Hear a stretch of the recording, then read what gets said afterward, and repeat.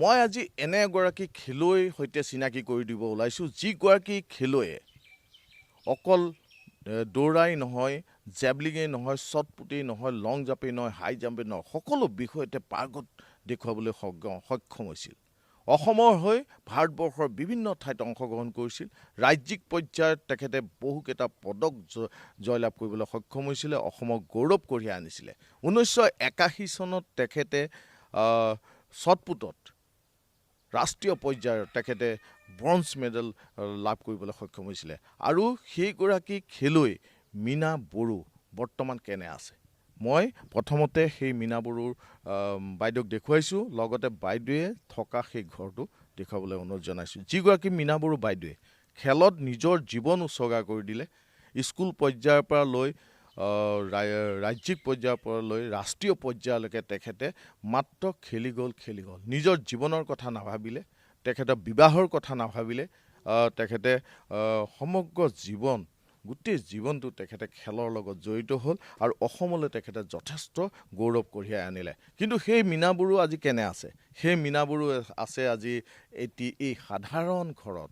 চৰকাৰী সাহাৰ্য বুলিবলৈ একোৱেই নাই, চৰকাৰী বৃদ্ধ পেঞ্চন নাই, খেলুৱৈ যি পেঞ্চন সেই ক্ৰীড়া পেঞ্চন নাই, আৰু অন্যান্য যিসমূহ বিয়াগুম চৰকাৰী আঁচনি, সেই আঁচনিসমূহ কিন্তু লাভ কৰিবলৈ এতিয়াও সক্ষম হোৱা নাই এই মীনা বড়ো। কেনেকৈ আছে আচলতে সেই মীনা বড়ো ডাঙৰীৰ পৰা আমি নিজে জানিম। তেখেতক আমি দেখিছোঁ, বজাৰত দেখিছোঁ যে সেই মীনা বড়ো বাইদেউগৰাকী খেলুৱৈগৰাকীয়ে কিন্তু বজাৰত কেইটামান তামোল, কেইটামান কল, কচু, বেঙেনা, ঢেকীয়া শাক বিক্ৰী কৰি তেখেতে আজি জীৱন নিৰ্বাহ কৰিবলগীয়া হৈছে। অকল দুখৰ কথা, পৰিতাপৰ কথা, এইখন অসমৰ কথা। মাননীয় মুখ্যমন্ত্ৰী ডাঙৰীয়াক আমি অনুৰোধ জনাম, প্ৰথমতে আমি মীনা বড়ো ডাঙৰীয়াৰ পৰা কিছু কথা জানিব বিচাৰোঁ। বাইদেউ, আপোনাক আমি ধন্যবাদ জনাইছোঁ। কি ক'ব আচলতে কেতিয়াৰ পৰা আপুনি খেলা ধূলাৰ লগত জড়িত হৈ পৰিছিলে? এতিয়া মই এনেই 81 চনৰ পৰাই বাৰু খেলা ধূলাত যোগাযোগ কৰিছিলোঁ। তেতিয়াৰ পৰা খেলিছোঁ, অসমৰ বাহিৰত খেলিছোঁ, অসমৰ ভিতৰতো খেলিছোঁ।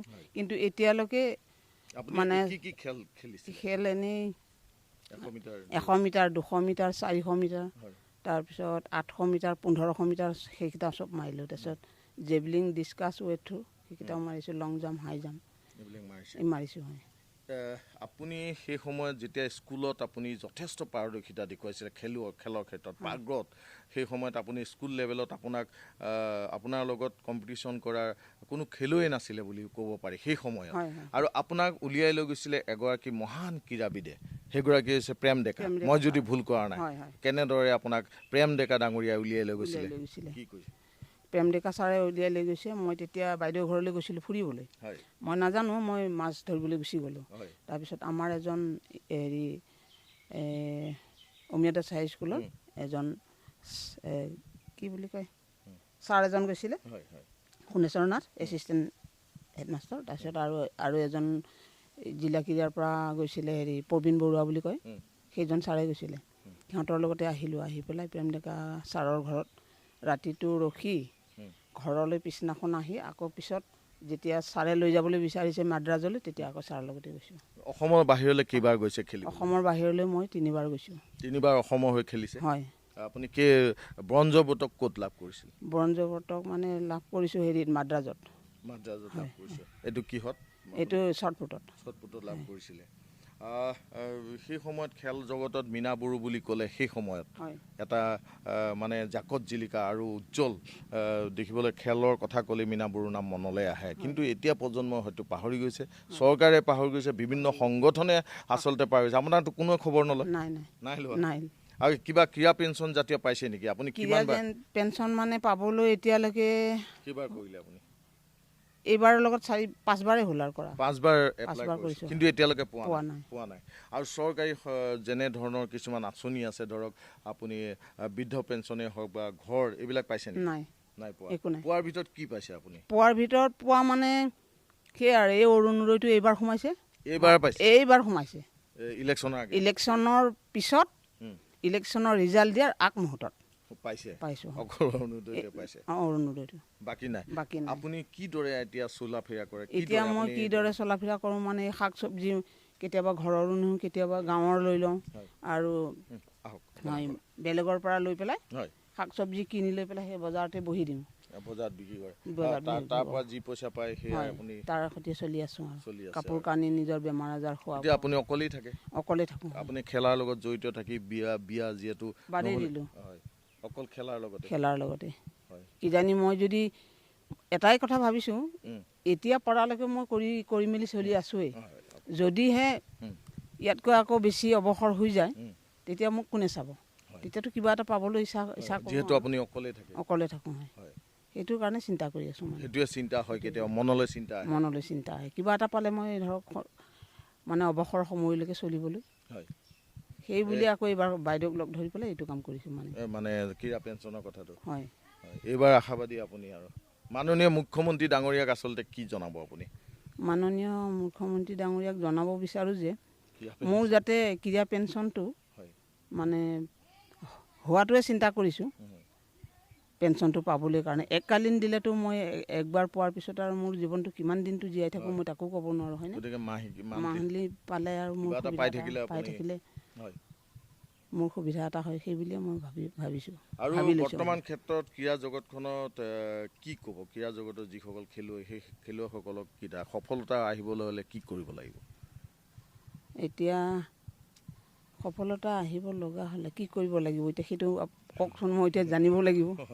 আপুনি কিদৰে খেলিছিলে, মানে কেনেধৰণে খেলিছিলে?